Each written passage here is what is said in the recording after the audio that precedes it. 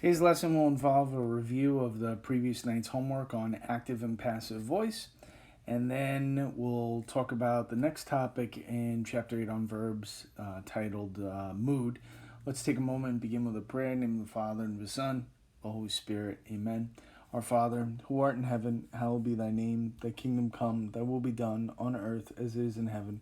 Give us this day our daily bread, and forgive us our trespasses, as we forgive those who trespass against us, and lead us not into temptation, but deliver us from evil. Amen. In the Father, and the Son, the Holy Spirit. Amen. So here in last night's homework on active and passive voice, all you had to do for exercise A was figure out whether the verb was active or passive. And passive voice verbs, as in 1, 2, and 3, are going to be formed by a form of be and the past participle. Okay? And the action is done upon the subject. So I just underlined the verbs in 1 through 5. You didn't have to. Okay? And the same thing with 6 through 10. I just wanted to underline the verbs. Is it passive? Is it active? So 4 and 5 are active because in 4, the subject is government, and the government's doing the declaring, so that's active. Okay? And number 5, the subject is murder, and it's doing the overshadowing. Okay? So that's 1 through 5, and then 6 through 10, again, passive voice verbs going to have the form of be and the past participle. So even though you have the other helping verb had in number 6, you have been, so it's going to be had been collected. That's passive. Okay? In 8, it's will be gathered. That's going to be passive. And in 10, were written. That's also going to be passive voice. And then for 7 and 9, those are active because the subject in number 7, group, it's doing the reaching. And in number 9, newspaper is doing the publishing. So just remember, when it comes to active voice, the subject does the action. Passive voice, it's always a form of be and the past participle. So the topic we want to look at today is the whole idea of mood. Okay? And mood is just a form a verb takes to indicate the attitude of a person using the verb. And we have 3 basic moods, but the third one is broken down into 2 parts. And indicative mood is just, it expresses, let me make sure I get this right here. Okay, so indicative mood, you want to put down expresses,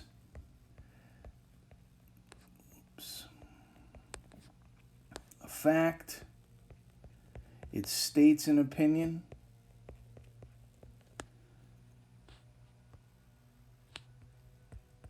or asks a question.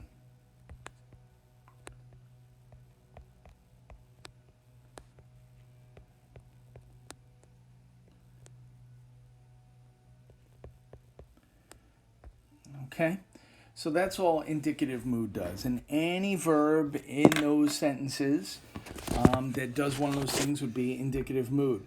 So, for example, in the first sentence, you have Bill was the runner who won first prize, and there are 2 verbs. You have was, all right, that's in the indicative mood, and also won. Okay, so in this case, you have a subordinate clause, and the verb in that subordinate clause is in the indicative mood.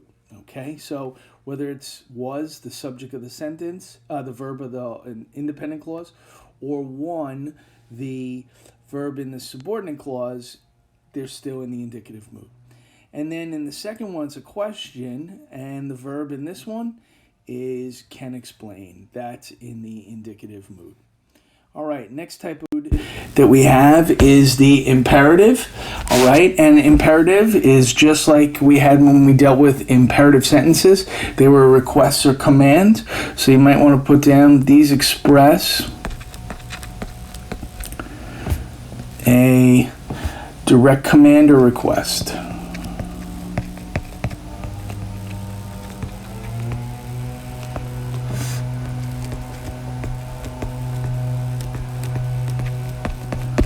Okay, and we know that the subject of any command or request is you understood.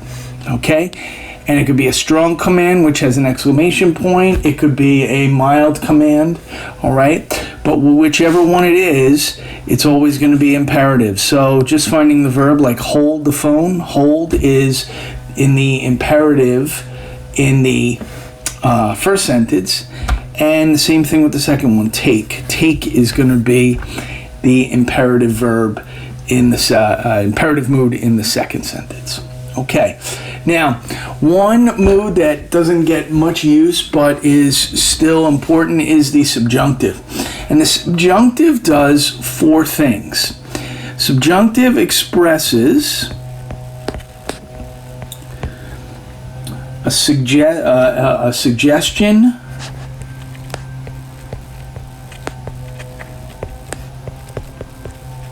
a necessity,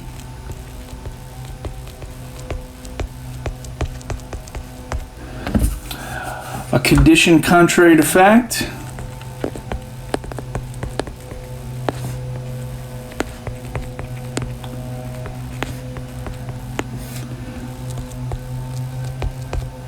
that should be fact,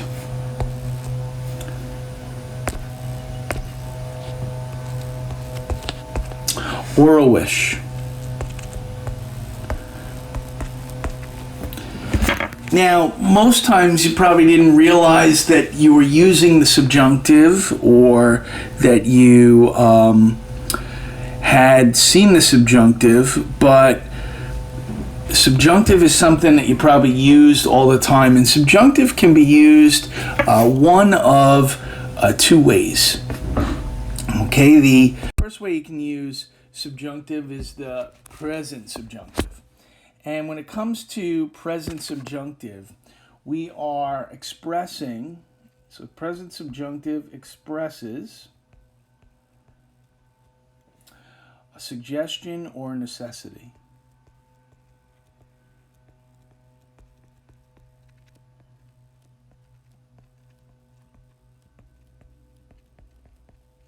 Okay?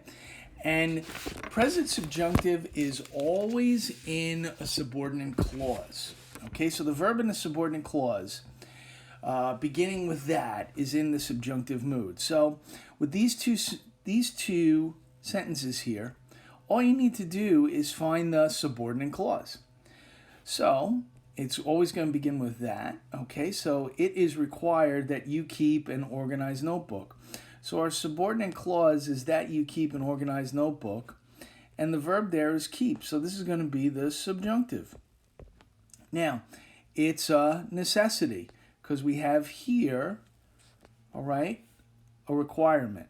So if it starts off with it is required, all right, or it is necessary, then you know it's necessity, okay?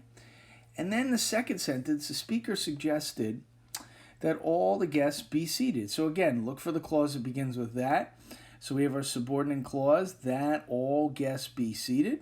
So we can label that as subordinate clause. And the verb that you probably never realized was in the subjunctive is going to be be. All right? So again, it's a suggestion. So when we're in the auditorium or you're at Mass and somebody says, please be seated, all right, that's going to be the present subjunctive, okay? That's a common one that you probably didn't realize is in the subjunctive form. And then the last type is the past subjunctive. And the past subjunctive, this is the one that expresses a condition contrary to fact or a wish.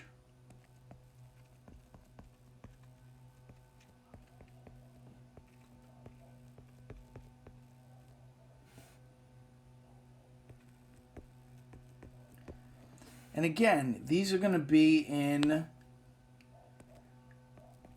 will be in subordinate clauses. Okay? So the question is, in each one of these sentences, to find the subordinate clause, and that verb that's in the subordinate clause is going to be in your past subjunctive, and it'll be in the past tense. So we take a look at these two sentences. If I were you, I'd be sure to complete my homework. So the subordinate clause, if we remember, we have an adverb clause here, and we can tell it's an adverb clause two ways. One, it begins with if, a subordinating conjunction, but also any adverb clause that begins a sentence always has a comma after it. And you wouldn't say if I was you, you're going to say if I were you. Okay, so this is the subjunctive.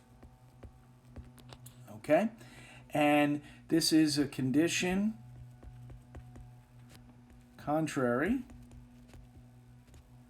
to fact. Okay, you can't be somebody else.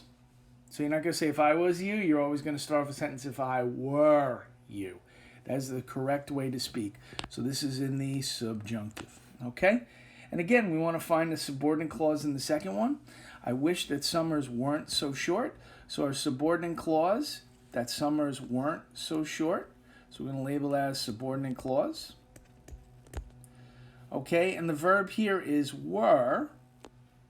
Okay, and this one again, that's going to be subjunctive. And this one's going to be a wish.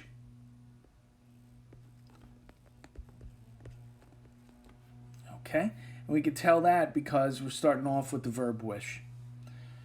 Right? So if it's past subjunctive, it's going to be in the past. If it's present subjunctive, it's going to be in the present. You don't have to worry about past or present. I just want you to know what the subjunctive is. Okay? So that's our lesson for today. If you have any questions on the homework or any assignments, make sure you're handing those in through Schoology. You can always email me. I'll get back to you as soon as I can. We don't have homework tomorrow, so if you're in a club or a sport, you're going to have that club or sport meeting sometime tomorrow, so there's no homework for tomorrow. So the homework that's assigned at the end for class today is due on Thursday. Have a great day, everybody.